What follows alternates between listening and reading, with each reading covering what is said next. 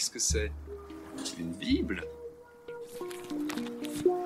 Tu lis la Bible, Ringo? Pas tous les jours. Au large biblique. Le podcast qui explore la Bible. Bienvenue à toutes et à tous sur Au large biblique, le podcast qui explore la Bible. Le stratagème de Rebecca a réussi malgré les travestissements grossiers, 2 chevreaux en guise de gibier et leur peau en guise de pilosité. Seul l'élément vrai véritable, l'odeur du vêtement pris à Ésaü, a permis ultimement de faire taire les doutes d'Isaac, âgé et aveugle. Paradoxalement, il fut plus difficile de travestir un fils avec son jumeau qu'une épouse en sœur.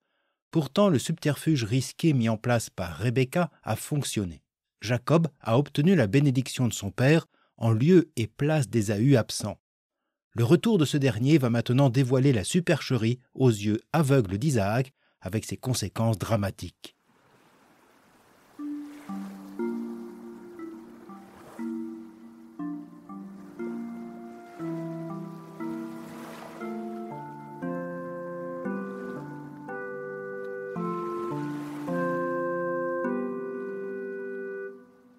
À peine Isaac avait-il achevé de bénir Jacob, et à peine Jacob avait-il quitté son père, que son frère Ésaü revint de la chasse. Lui aussi prépara un mets qu'il apporta à son père. Puis il lui dit : « Que mon père se lève et mange du gibier de son fils, ainsi pourras-tu me bénir toi-même. » Son père Isaac répondit : « Qui es-tu ? » ?»« Je suis Ésaü, ton fils aîné, dit-il. Isaac fut saisi d'un tremblement extrêmement violent et dit : « Quel est donc celui qui a été à la chasse et m'a rapporté du gibier ? J'ai mangé de tout avant que tu n'entres, je l'ai béni, et béni il sera. » Ésaü revient quand Jacob est parti. Jamais donc, depuis l'affaire de la vente du droit d'aînesse, les 2 frères ne se rencontrent. Comme si cette action avait signé cette division. Ésaü rappellera d'ailleurs cette affaire. Il faudra attendre le chapitre 34 du livre de la Genèse pour qu'un vis-à-vis fraternel puisse avoir lieu. Jamais non plus le fils aîné ne se trouvera en présence de sa mère. Le texte insiste bien sur ces 2 parties déjà esquissées en Genèse 25, évoquant la préférence parentale. Face à Isaac, fils d'Abraham et Ésaü son aîné, se tiennent Rebecca, figure abrahamique, et Jacob. Or, pour ces derniers, l'une et prochainement l'autre sont bénéficiaires de l'élection, de la préférence divine. Nous l'avions observé avec le récit des fiançailles de Rebecca en Genèse 24, et nous pourrions encore l'observer avec la promesse divine à Jacob en Genèse 28. La gestion des personnages dans ce chapitre confirme donc notre intuition précédente. Le rôle de Rebecca vient rappeler la préséance de l'élection sur la filiation, sans opposer l'un à l'autre. Cette préférence vient aussi s'opposer au point de vue d'Isaac, confirmé par la figure d'Ésaü, quant au désir de conquête et de domination des peuples exprimé au sein de sa bénédiction. Au chef de clan et à son héritier désigné s'oppose celle qui, par son statut d'épouse, n'a aucun pouvoir politique, associée à celui qui sera bientôt dépossédé de tout. Mais c'est à ce dernier que Yahvé montrera sa fidélité. J'empiète un peu sur la prochaine histoire de Jacob, mais je pense que cet élément est important pour mieux saisir ce qui va se jouer dans le dévoilement de l'intrigue. Ces divergences entre 2 parties peuvent aussi s'entendre dans la manière que les 2 jumeaux de fils s'adressent à leur père. Le texte emploie les mêmes verbes. « Que mon père se lève et mange du gibier de son fils, ainsi pourras-tu me bénir toi-même. » Ici, Ésaü n'emploie pas le verbe s'asseoir, mais surtout, il ne s'adresse pas à Isaac sur le même ton. On se souvient que Jacob s'adressait à Isaac sur le mode de l'impératif, probablement pour en finir au plus vite. Ésaü s'adresse à son père à la 3e personne de manière plus respectueuse. La question d'Isaac « Qui es-tu » n'est plus du même ordre que pour Jacob. Il ne s'agit plus d'une entrée protocolaire, mais elle exprime la surprise et le doute que la réponse du fils vient transformer en choc. En révélant son nom, Isaac comprend qu'il a été dupé. La voix du fils, la manière de s'adresser à lui vient révéler la supercherie. Il est bien, cette fois, véritablement en présence d'Ésaü. Cette situation le terrifie. Il fut saisi d'un tremblement extrêmement violent, littéralement une grande terreur terrifiante. C'est un véritable séisme, un triple séisme. Isaac a été dupé personnellement à sa qualité de père, d'époux et de dépositaire de la bénédiction divine. La réponse d'Isaac met en évidence ces 3 éléments. Quel est donc celui qui a été à la chasse et m'a rapporté du gibier? Le lecteur sait que ce n'est pas Ésaü, mais Jacob, sous couvert de chevreau. J'ai mangé de tout avant que tu n'entres. Le lecteur sait que Rebecca a préparé le repas. Je l'ai béni, et béni il sera. C'est l'élément nouveau et surprenant. Le lecteur apprend qu'Isaac ne peut revenir sur cette bénédiction. Dupé par Jacob qui a apporté le faux gibier, Isaac a aussi été dupé par celle qui a préparé le mets savoureux, Rebecca. Dans son propos, Isaac reprend aussi les étapes du rituel convenu, comme si formellement tout avait été respecté. En soi, dirions-nous aujourd'hui, il n'y a pas eu de vice de forme. Aussi, Isaac affirme « Je l'ai béni, et béni il sera ». La parole dûment donnée ne pourra être reprise malgré un vice caché. Avec Ésaü, nous pouvons nous offusquer de cette situation d'injustice. Y a-t-il un moyen de réparer cela?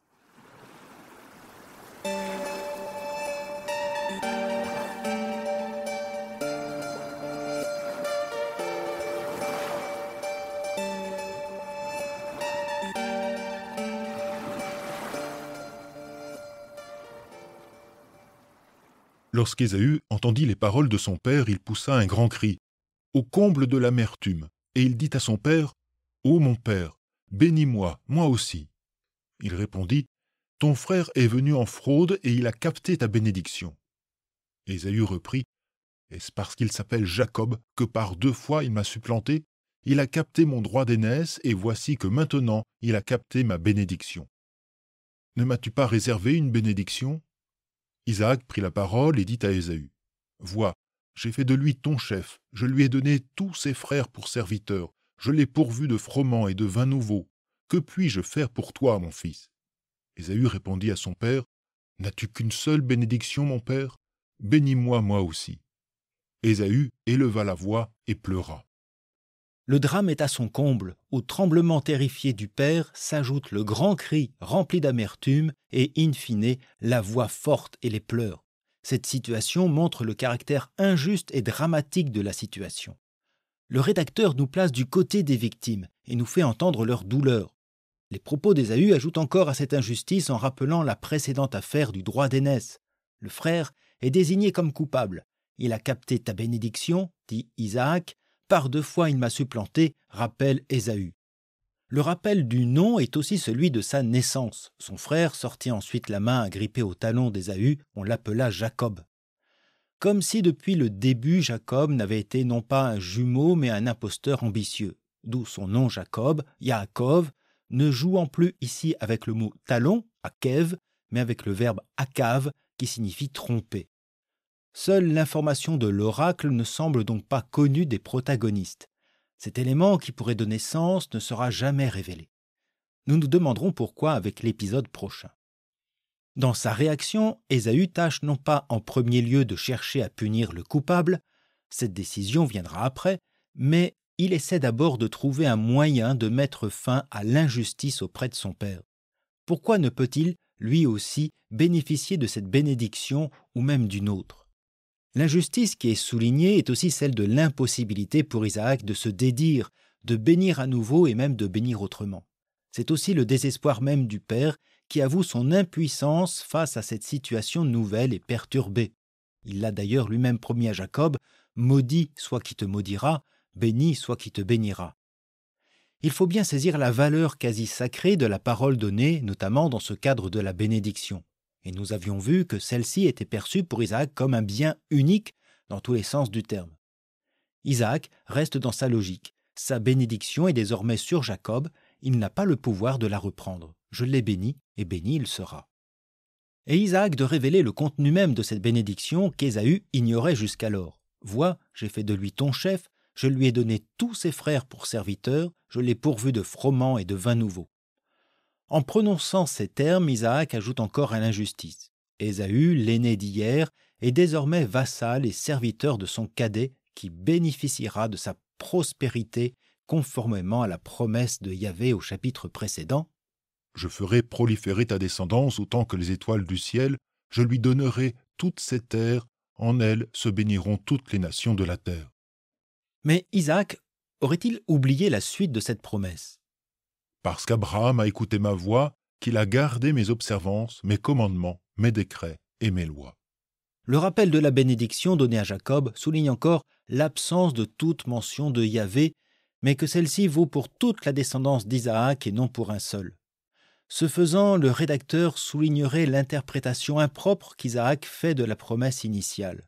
Nous le verrons avec l'épisode suivant, Isaac réitérera sa bénédiction à Jacob, mais cette fois avec un vocabulaire fort différent. Cette erreur d'interprétation coûte à l'innocent Ésaü. Aux yeux aveugles, que ce soit physiquement ou peut-être métaphoriquement d'Isaac, il semble qu'il n'y ait plus rien à faire pour son aîné, quoique.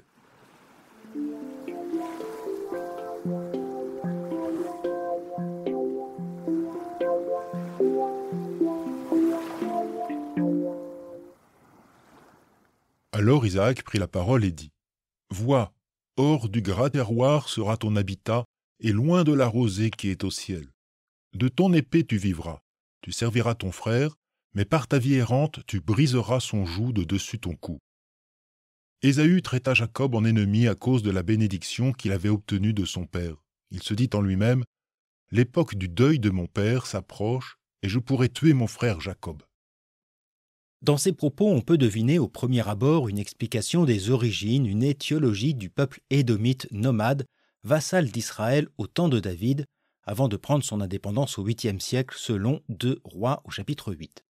Mais si ces propos pourraient provenir de traditions anciennes, elles reçoivent au sein de cette intrigue un autre sens. Dans un premier temps, Isaac montre à son fils ce qu'il n'obtiendra pas en reprenant le même vocabulaire que pour Jacob. Gras terroir, rosée du ciel. Cependant, il y a un avenir possible pour Ésaü. Tu vivras. Cette promesse de vie est ironiquement le fondement de toute bénédiction. Ésaü est destiné à un nomadisme. Mais cette vie errante n'est-elle pas déjà sa propre vie ? N'est-il pas apte, par sa qualité reconnue de chasseur des steppes, à pouvoir s'y épanouir ? Car ce n'est pas le malheur qui est promis. Ésaü est appelé à vivre par son épée qui vient remplacer l'arc et indique probablement une activité de brigandage associée aux nomades. Ce qui est aussi ironique, car Isaac reste encore dans le registre du conflit et de la domination par les armes et la conquête. De même, Yahvé, Dieu, n'est toujours pas mentionné. Nous sommes en présence d'un oracle testamentaire où le personnage, à l'approche de sa mort, indique le destin heureux ou malheureux du fils. Or, ici, Isaac promet à Ésaü une fin heureuse. C'est en acceptant cette situation qu'il se libérera de la servitude de son frère. Libre et sans terre, Ésaü ne peut rester vassal de Jacob. Pour autant, les paroles du père n'apaisent en rien l'affliction du fils. Bien au contraire, car avec ses propos, l'injustice est à son comble. Contrairement à l'histoire de Caïn et Abel, ici c'est la victime qui est destinée à mener une vie errante et le coupable à bénéficier des bienfaits de la terre. Paradoxalement, cette injustice fait revêtir à Ésaü le vêtement de Caïn. Il décide de tuer son propre frère, qui n'est plus un frère d'ailleurs, mais un ennemi. Du moins attendra-t-il la mort du père. Cette situation pourrait évoquer ces fratricides royaux lors duquel l'héritier du trône élimine ses frères concurrents. Ésaü est possiblement encore dépeint avec cette épée sous les traits d'une volonté de domination royale. De fait, par son désir d'en finir avec son frère, l'aîné montre sa volonté de reprendre une position favorable et dominante à laquelle d'ailleurs s'oppose le récit. Isaac lègue sa bénédiction avant de mourir. Ésaü attend la mort de ce père pour se venger et Jacob risque d'être tué par ce frère.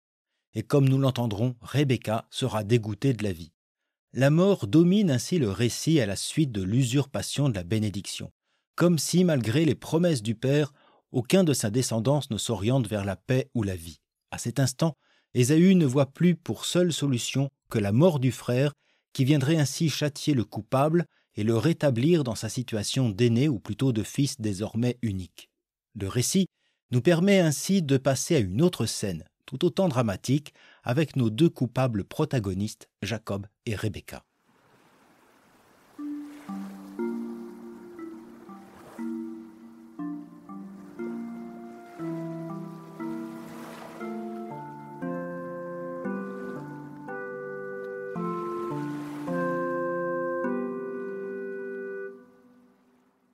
On informa Rebecca des propos d'Ésaü, son fils aîné. Elle fit appeler Jacob son fils cadet et lui dit « Voici que ton frère Ésaü veut se venger de toi en te tuant. Maintenant, mon fils, écoute-moi, debout. Fuis chez mon frère Laban à Haran. Tu habiteras avec lui quelque temps jusqu'à ce que ton frère revienne de sa colère. Quand la fureur de ton frère sera détournée de toi et qu'il aura oublié ce que tu lui as fait, je t'enverrai chercher là-bas. Pourquoi serais-je privé de mes 2 fils en un seul jour ?» Non seulement Jacob risque d'être tué par son frère, mais ce dernier risque de subir la malédiction divine selon les propos d'Isaac et l'interdit divin entendu en Genèse 9, qui verse le sang de l'homme, par l'homme verra son sang versé, car à l'image de Dieu, Dieu a fait l'homme. D'où la réflexion de Rebecca, je serai privé de mes 2 fils en un seul jour. À la colère d'Ésaü contre son frère succède ainsi la crainte d'une mère envers ses 2 fils. Une fois encore, elle appelle Jacob pour mettre en place un autre plan, afin cette fois de le mettre à l'abri.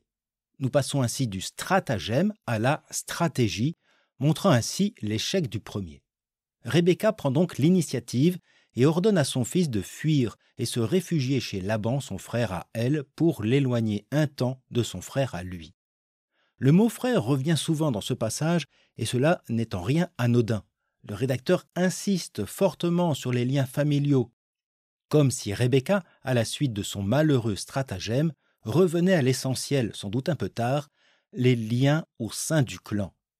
Rebecca considère Ésaü comme son fils aîné, et Jacob aussi comme son fils cadet. La préférence parentale est oubliée.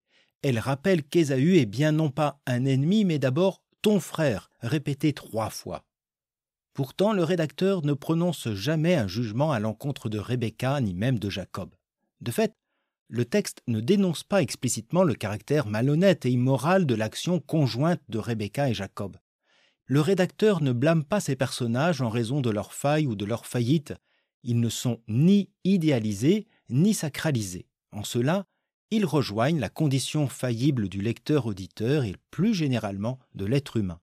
Rebecca et Jacob révèlent, comme aussi les autres patriarches, combien le Dieu d'Israël demeurera fidèle à ses élus et à son peuple malgré les égarements de ces derniers. Cette fidélité s'inscrit dans la promesse et l'alliance, car c'est cette alliance qui garantit la paix et la réconciliation au sein d'un clan, d'un peuple, comme aussi avec les nations alentours. Nous avons vu qu'Isaac n'avait perçu de la promesse et de l'alliance, à travers la bénédiction, qu'un bien, un dû destiné à être transmis notamment à l'aîné. Ces propos ne laissaient pas de place à l'agir de Dieu. Face à lui, Rebecca semble avoir voulu rétablir le principe de l'élection, probablement à partir de l'oracle de Genèse 25. Mais si son interprétation théologique est juste, son initiative ne relève-t-elle pas aussi d'une certaine mainmise sur ce dessein divin? N'a-t-elle pas agi comme Sarah lorsque cette dernière, doutant de la promesse d'un fils pour Abraham, lui offrit sa servante Agar? Ce parallèle avec Genèse 16 et Genèse 21 s'entend aussi dans le fait que, là aussi, 2 fils sont séparés, certes pas pour les mêmes raisons. Rebecca évalue-t-elle encore de manière correcte la situation? D'abord, nous pouvons constater que le stratagème, une fois dévoilé, a produit l'inverse et vient même en contradiction avec la bénédiction. Tu habiteras avec Laban quelque temps, jusqu'à ce que ton frère revienne de sa colère. Quand la fureur de ton frère sera détournée de toi et qu'il aura oublié ce que tu lui as fait, je t'enverrai chercher là-bas. Après l'oracle testamentaire d'Isaac pour Ésaü, Rebecca prononce des paroles pour l'avenir de Jacob. Celui-ci doit fuir, loin de ces gras terroirs, de cette rosée du ciel, de ce vin et ce froment en abondance. Il doit fuir son frère, celui qui était destiné, selon les propos du père, à se prosterner devant lui. Le béni d'Isaac doit fuir comme un fils maudit pour finalement entreprendre une vie errante. La bénédiction usurpée ne lui sert à rien et ne lui est d'aucun secours. Rebecca paraît sous-estimer cette situation. Pour elle, tout cela n'est que passager. Ésaü reviendra de sa colère et de sa fureur, termes qui expriment pourtant la gravité de l'inimitié. Mais qui pourrait oublier si vite une telle injustice? Pour Rebecca, l'exil de Jacob chez Laban sera très provisoire, quelque temps, le temps qu'Ésaü oublie ce que Jacob lui a fait. Vision naïve ou jugement optimiste, Jacob restera 20 ans chez Laban. Elle ne le reverra jamais. De plus, on peut s'étonner que Rebecca ne s'implique nullement dans la culpabilité de son fils. Elle était pourtant à l'initiative de ce subterfuge. Il est vrai que ces propos pourraient faire référence à la vente du droit d'aînesse dans laquelle elle n'était nullement impliquée. Mais au sein de ce contexte, c'est bien le tort que tous deux ont causé qui est suggéré. Ultimement, c'est Jacob qui a trompé son père et son frère. Il a souscrit au plan maternel. Il ne s'agit pas de dédouaner Rebecca, le rédacteur permet ici d'insister sur cette nouvelle situation de Jacob, sur ce plot twist, ce retournement où le héros victorieux et rusé devient un fugitif en disgrâce et surtout très silencieux.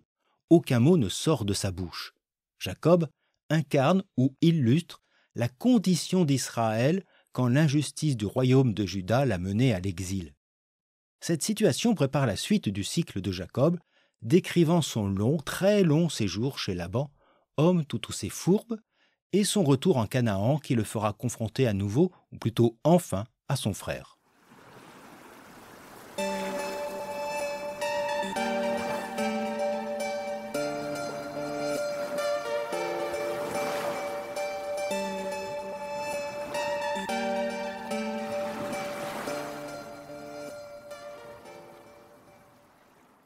Ésaü se promet d'attendre la mort du père pour agir contre son frère.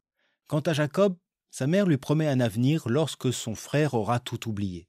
Le récit nous laisse ainsi avec la terrible déception d'Isaac, les faux espoirs de Rebecca, les désirs de vengeance d'Ésaü et le silence peut-être coupable de Jacob. La suite du livre de la Genèse montrera que ni Ésaü ni Jacob n'attendront la mort du père ou le messager de la mère pour se réconcilier non sans mal, non sans crainte. À moins que ce messager de la mer ne soit comme l'ange de Yahvé sur le chemin du serviteur d'Abraham, Dieu lui-même, qui annoncera à Jacob la fin de son exil. Mais tout cela est une autre histoire que nous aborderons avec une future émission consacrée à Jacob Israël. Par sa réaction et en raison de l'exil de Jacob, ostracisé du clan, Ésaü devient le seul fils restant en Canaan sur cette terre de bénédiction. Le stratagème de Rebecca n'a pas produit son effet. L'impression d'échec est à son comble avec cette ultime phrase de la matriarche. Rebecca dit à Isaac, « Je suis dégoûté de la vie à cause de ces filles de Heth. Si Jacob en épouse une comme celle-ci parmi les filles du pays, à quoi bon vivre ?»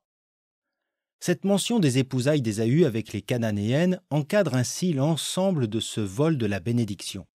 Cette ultime phrase permet de comprendre, comme je le disais, combien le personnage de Rebecca a le souci non pas de promouvoir son fils cadet, mais de préserver l'élection et la promesse d'Abraham, dont elle est le témoignage depuis Genèse 24.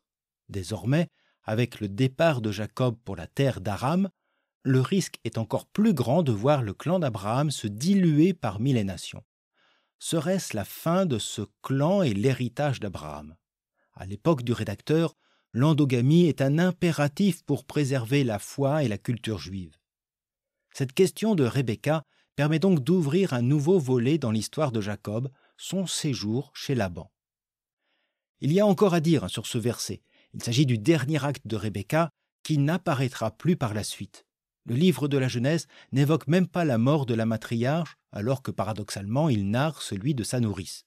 Un récit quasi solennel nous avait permis de découvrir Rebecca.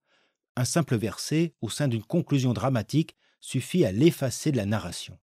Comment expliquer cette phrase « Je suis dégoûté de la vie » ? Quel fut véritablement le destin de Rebecca ? C'est à ces questions que nous répondrons avec le prochain épisode. D'ici là, je vous souhaite une bonne journée, une agréable soirée et je vous dis à bientôt sur Au Large Biblique.